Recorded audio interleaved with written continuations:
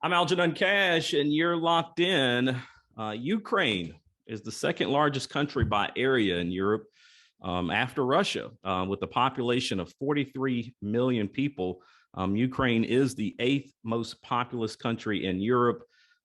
Ukraine is a developing democracy and routinely seeks closer economic, political, and military ties with the United States.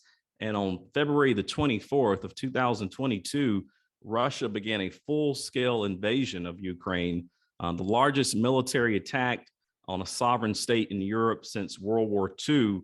And the escalation is rooted in Russian annexing Crimea in 2014. I wanted to get my good friend John Hood, who is an author, historian, conservative, op-ed writer, as well as the president of the John William Polk Foundation. Wanted to get John to lock in with me to talk about the Ukrainian invasion. John, how are you today? I'm doing fine, Algenon. I'm not sure the world is doing fine, but we'll muddle our way through it.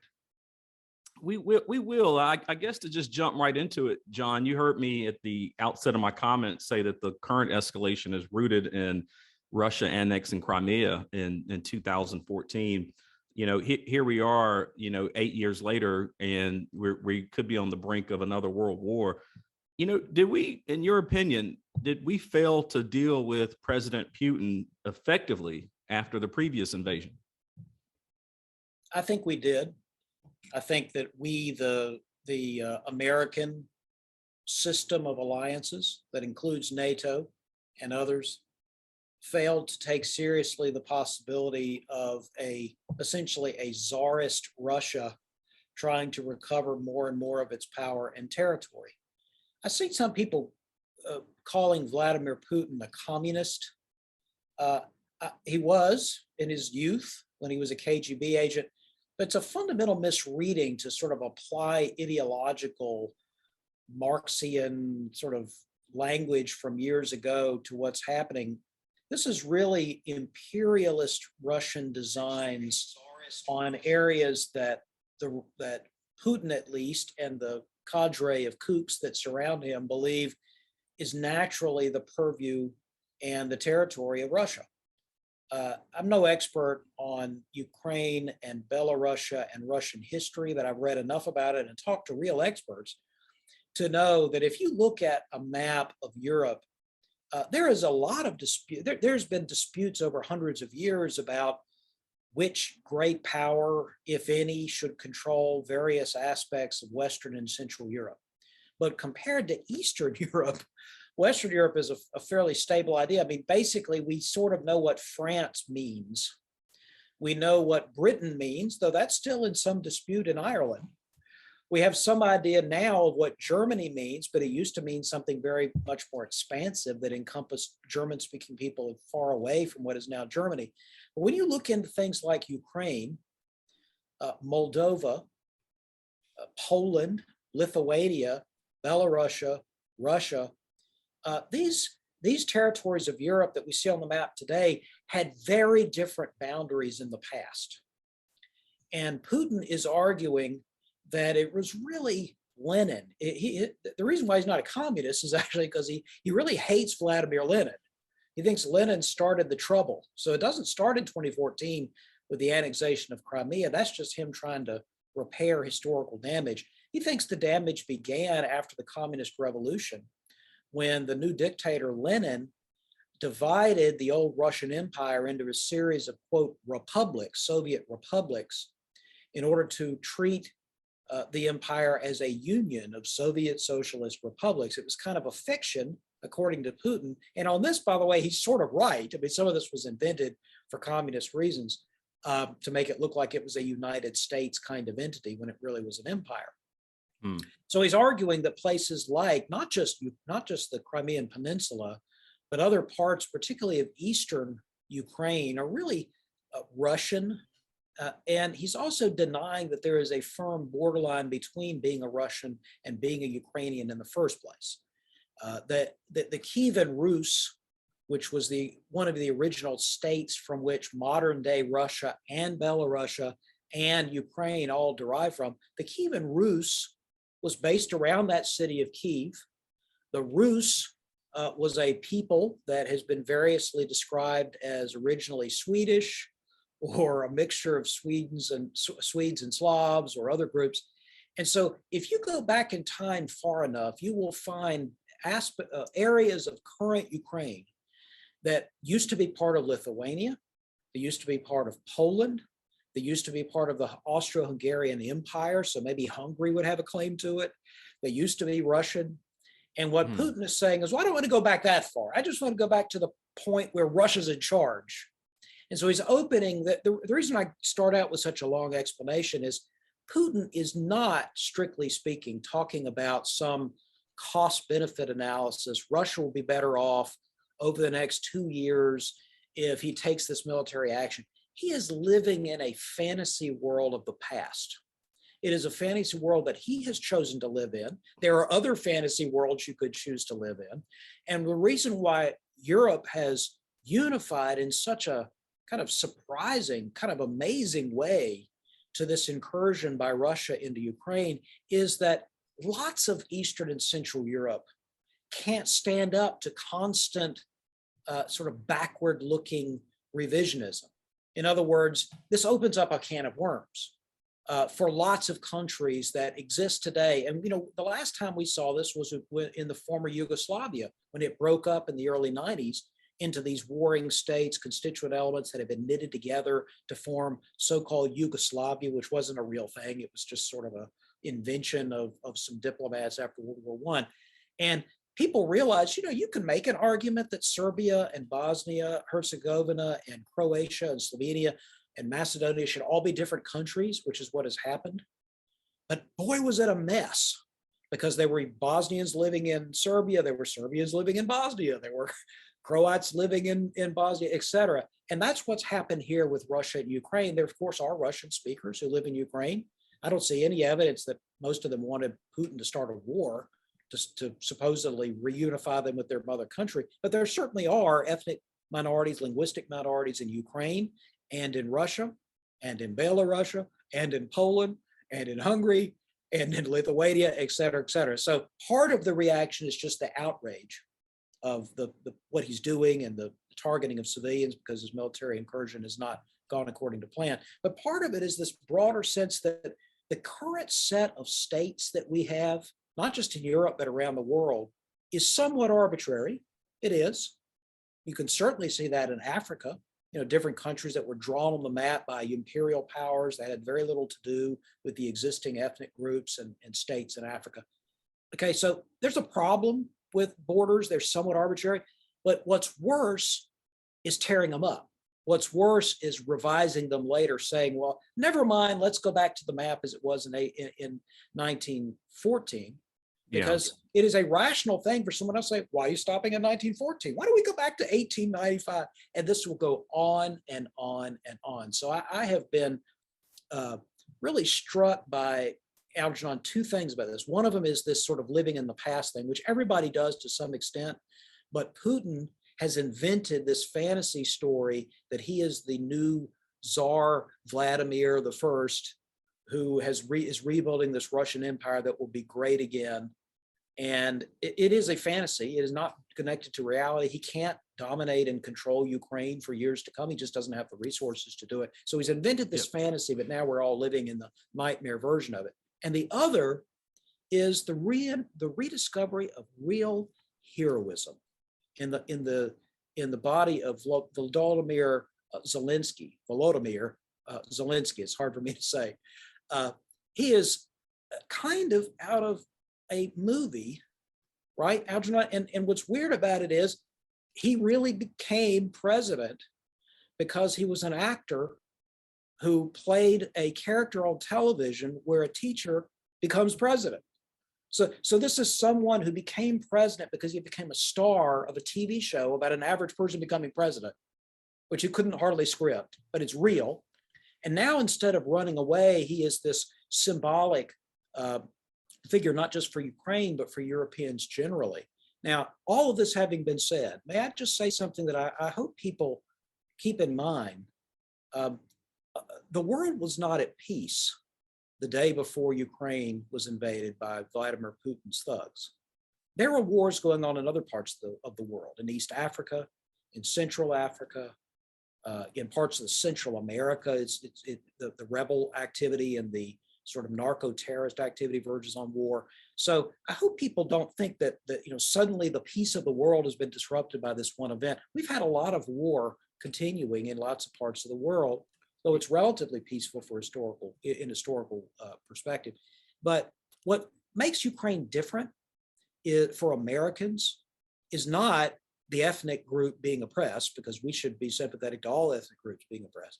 It's because Ukraine, while not a NATO ally, is next to allies with whom we are treaty bound to come to their defense. So unlike, let me just jump in real quick. I appreciate you definitely giving us that history. That certainly helps the audience to get a baseline of what's going on. The current military buildup. We saw the invasion that happened on February the 24th. The actual military buildup from Russia started in March of 2021. You just mentioned NATO. Obviously, one of the other great fears of Putin is that he doesn't want to see Ukraine become a member of NATO. Yes. I mean, is it looking back on it over the last year or so, whenever Putin started to move his soldiers and military infrastructure, up to the border of Ukraine, should NATO or America or European allies, should we have done more a year ago? I think we should have provided more weapons. I do not think quickly admitting Ukraine into NATO was really a good idea. There were two precipitating events, in my opinion. One of them was President Biden's decision to flee Afghanistan and flee in such a disorganized and disastrous way. I mean, I was against fleeing in any case, but at the very least, you have some sort of consultative process with allies and you do it more deliberately. He didn't do that. And Putin was watching, and Putin thought, oh, well, so America's kind of lost its strength. I don't have to worry about them as much more. So he filed that away. Then there was additional conversation with Ukraine about potentially joining NATO. This happened last fall. And I think Putin decided at that point, look, if America's weak and running away from its responsibilities, and Ukraine is serious about going into NATO, I need to take action now to head that off. And so he started the military buildup last fall, went all the way into January and February. Many people said, well, he's just bluffing. He wasn't bluffing. Now, this does not make him some cold, calculating, brilliant strategist. He is a fantasist. He has talked himself into a military action that has no basis in reality. But from his perspective, Ukraine becoming a part of NATO is a mortal threat to his regime. Not so much because he genuinely believes that Russia is going to be invaded from Ukraine. He's not that much of a madman, but he knows that if Ukraine is further integrated with the West and acts more like a Western, not just Western, acts more like a civilized nation, that shows that people who are similar to Russians, Ukrainians, can live in a democratic republic. They can engage in the world trade. They can be part of the world system. That is not something Putin was willing to tolerate. You mentioned a moment ago that Putin is trying to position himself as if he can occupy Ukraine. And I actually saw a report in the New York Times last week that talked about how the Russian infrastructure, their military infrastructure, is literally falling apart. They've got tires that can't seem to even go across the terrain in Ukraine.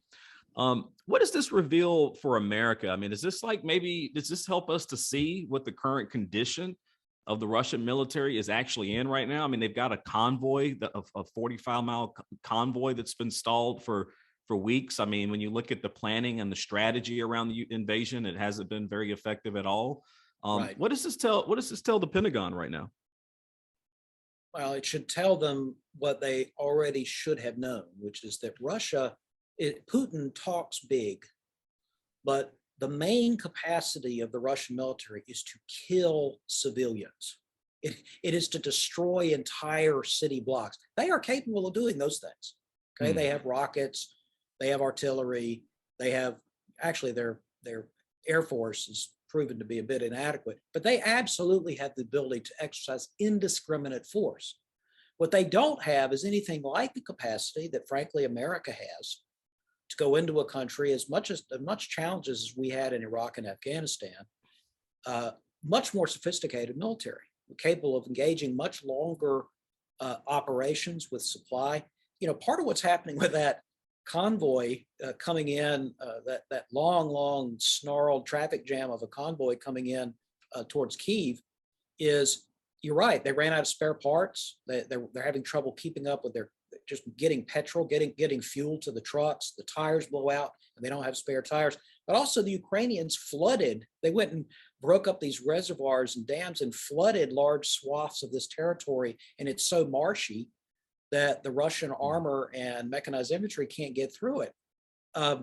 This does not mean that Putin is not a threat. It doesn't mean the Russians are not a threat. It doesn't mean that they don't have overwhelming military force in some categories. But it means that Putin has been allowed to punch way above his real weight class. And I think that is partly a failure of deterrence on our part. We should have made it very clear that we were going to continue to sell lethal arms, significant lethal arms to Ukraine and arm Ukraine. It might have deterred him from doing this, maybe not.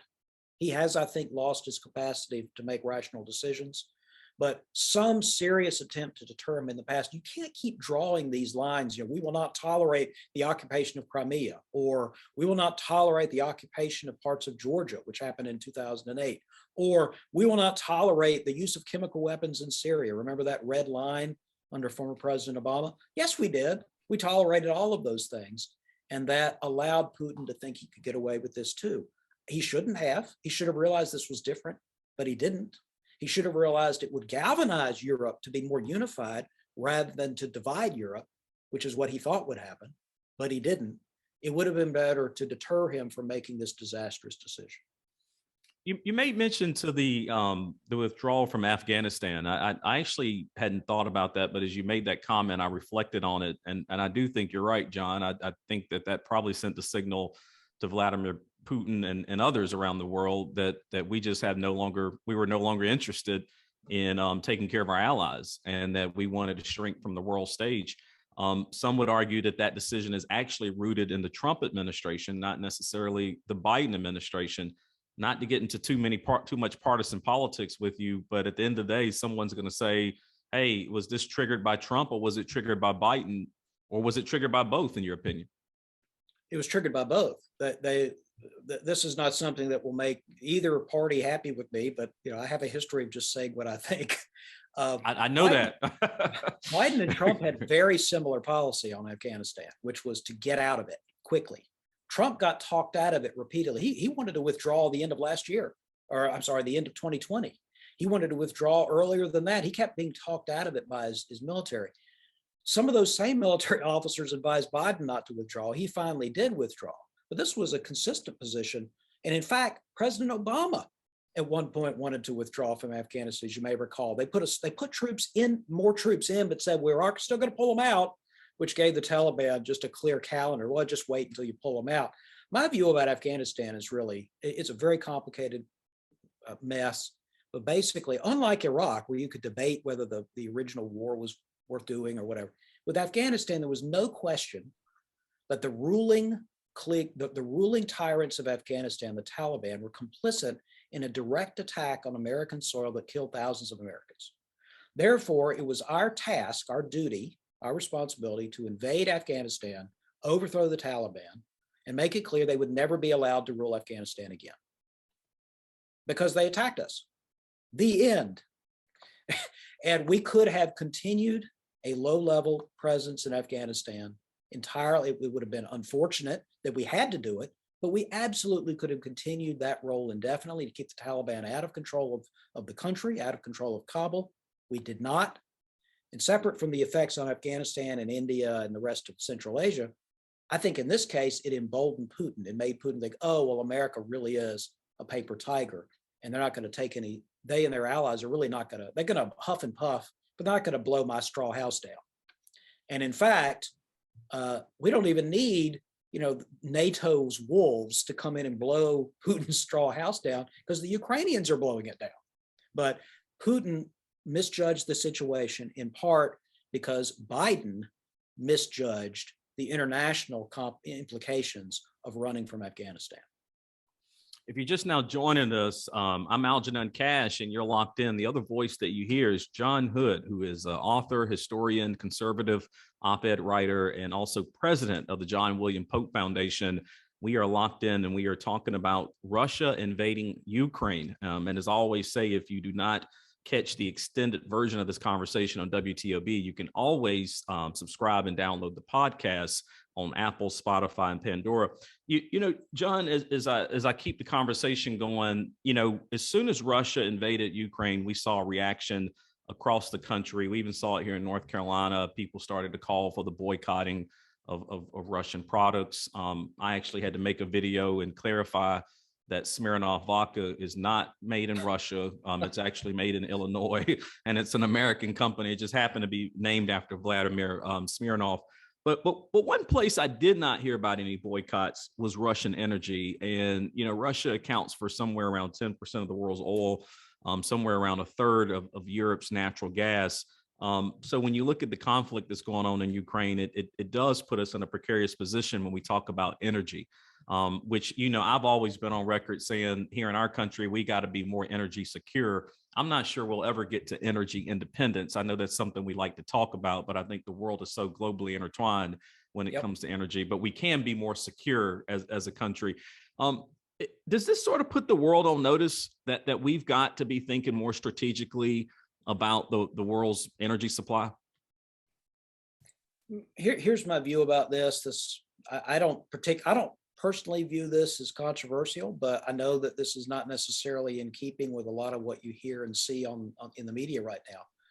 But oil markets in particular, as you just alluded to, Algenon, it's a world market for oil.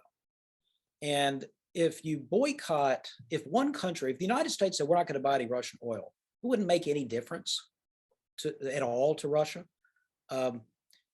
That they are selling their oil. I mean, oil is not exactly interchangeable. There are some differences in grade, but basically, Russia makes a lot of money when the price is high. They make less money when the price is low, depending on how much volume they sell. And so if one country, even the United States, a large market, says we're not going to buy Russian oil, well, we're still going to buy oil. We're either going to drill it or we're going to buy it from other suppliers.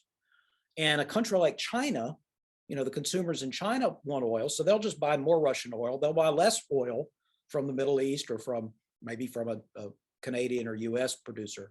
And so my view is if you want to break the power of autocrats who control oil reserves like Vladimir Putin or others, the thing to do is to make it easier to drill, have more people putting more supply into the world marketplace and reduce their revenue flow. Now, it also reduces the revenue flow of, you know, countries that may be friendly to us, who are also oil-dependent countries. But that's my view. I don't think that a boycott of Russian oil, as attractive as that sounds, I don't think it's a meaningful step. Now, if the entire world boycotted Russian oil, or almost the whole world, you know, if you had Europe, all of Europe and China and India and North America, you know, if we were all boycotting Russian oil, that would make it hard for Russia. There wouldn't be enough customers left. But I don't see that. I think India and China, at least, will continue to buy oil on the market, not caring where it comes from, meaning they'll buy Russian oil. And so I just don't think that's a viable strategy. And that's different from why aren't we drilling? You know, why are we allowing the prices soaring? That should be a signal to all producers of marginal wells to drill, all people who haven't yet explored in areas that might be promising to go ahead and explore. All of that should be driven by the market process. Prices are high, more supply is going to come in unless the government stops it. And we do have restrictions. We have impediments. The Biden administration has not been friendly to drilling, and that needs to change. But to make that change, which I think you and I would agree with, is not going to have a short-term effect on what is going on in Ukraine. That just takes too long for that to kick in. That's a longer-term way to kind of reduce the power of oligarchs that control oil supplies like Vladimir Putin. But in the short run, this is really more about military assistance and diplomatic isolation and cutting off Russia from the rest of the world economically, not so much about Russia's exports, but about its imports and about its connection to the financial system. That's something that would put a lot of pressure on the oligarchs that surround Putin that make his sort of mafia state work. And they'll either have severe pain or they'll do something to him. And either way, we should be happy.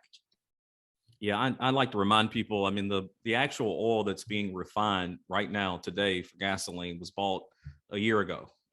You know, so I mean, to be able to disrupt that market is very, very difficult. It's a long-term idea. And as I said before, I think people that try to champion this idea of energy independence, I mean, unfortunately, the market just doesn't work that way, but we should be trying to work to be energy secure. And to John's point, we should be exploring and developing as much of our own domestic energy resources as possible, so that when you have a country like Russia that gets engaged in this kind of conflict, we're prepared, not only prepared for ourselves, but also prepared for our allies, so that we can also be a good ally. And so for all of you that are listening that was pouring out the vodka and talking about boycotting Russian products, what you could be doing in a better use of your time and your energy would be to contact your congressman or your congresswoman and make sure that we get folks elected that actually want to explore and develop more domestic energy resources.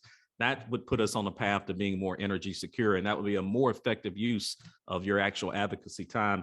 You know, John, I'm running out of time. I got to work in the one last question that seems to be on everybody's mind. You heard me say at the outset, this is the largest invasion in Europe since World War II. The president of Ukraine is calling on America to get involved militarily, as well as his European allies. Some are warning that we could be on the verge of World War III. You're the historian. I mean, what are your thoughts? I mean, are we moving in that direction? I hope not, because world wars are so, wars at that scale are so destructive. You have to be very clear about what your goals are. For example, I hear lots of loose talk about putting NATO and American air forces into the Ukrainian airspace and denying basically the no-fly zone idea. I understand the motivation behind it. That is probably not the right choice to make right now. And it's understandable why public officials in both parties are hesitant to embrace that idea. Of course, the Ukrainians want that. I don't blame them. But our first and foremost responsibility is to ensure there are corridors through which military and humanitarian assistance can flow into Ukraine. And as soon as any Russian forces get close to the border of Poland or Slovakia or Hungary or Moldova or so, we ought to be very, well, Moldova is not a NATO ally, but the others are very clear. We are treaty bound to defend their territory. And this includes things like if the Russians blast into Western Ukraine and take down, energy networks or information networks or have water, nuclear plants. Okay. Which happened last week. If there becomes a physical threat to our treaty partners, then yes, military action by the United States has to be on the table. We are duty bound to do that. We should do that. But in the meantime, we should be arming Ukraine and isolating Russia and hoping that there's either some internal logic within the mafia state that is Russia today that takes out the Don when he has clearly outlived his usefulness, or that Putin himself will have some sort of return to reality, some semblance of reality, and figure out a graceful exit. That's just the reality of the situation. Ukraine is not going to be conquered and occupied and turned into a Russian province. It's just not going to happen. You and I know that. The Ukrainians know that. Putin does not yet understand that, I guess, but he needs to be made to understand that. Yeah, and to my audience, I mean, I constantly, every election cycle, I talk about why it's so important that we're paying close attention to these issues, not just domestic issues and what's happening in your own backyard, but you need to take a moment to understand all these foreign policy issues that are out there, because all these things have a huge impact on our day-to-day life right here in America. So what's happening in Ukraine can affect your day-to-day life. And it's so critically important that we have the right elected officials in place, all the way from the White House, all the way down, making the right decisions when we face these kind of issues. And so to my audience, if you have not taken time to study what's going on in Ukraine, just start with Wikipedia. That's the easiest place to start. It's already right there and tightly packed for you. But I would strongly encourage you to go read about what John is talking about, some of the history associated with Putin's decision to invade that country, because certainly it could have a huge, huge impact on what's happening right here in America. John, I'm running out of time as I get ready to wrap up, man. Real quick, plug your book. I see the picture back there behind you. Yeah, well, I did make a turn from writing serious history books a couple of years ago to writing historical fantasy novels set in early America. So the first book is called Mountain Folk, which is already out. That happens primarily set during the Revolutionary War in North Carolina to some extent. And then the second book, which comes out in April, is called Forest Folk. And that takes the story up into the War of 1812. It is fun, and there's adventure and fantasy creatures and epic battles, but there's also, I hope, a lot of history in there for people who may not know a whole lot about the American Revolution or the War of 1812. I think this will maybe fill in some blanks for you. Well, I encourage my audience to go check it out. And it also just search John Hood online. John writes a lot for Carolina Journal, a whole bunch of publications across the state. I try to read everything I can get my hands on. He's a really good author. You can follow him on Facebook, and you can obviously buy the book online. That's available on, go to his website. We don't want to give any extra money to Amazon. Go check it out at the website. And to my audience, I always appreciate you locking in. The Locked In Show does broadcast every Sunday morning on WTOB. Thank you for locking in there. But if you happen to miss it, you can also subscribe and download the podcast on Spotify, Pandora, Stitcher, you name it, Apple, wherever you like to get your favorite podcast. You can lock in with me there. And as always, until next time, y'all stay locked in.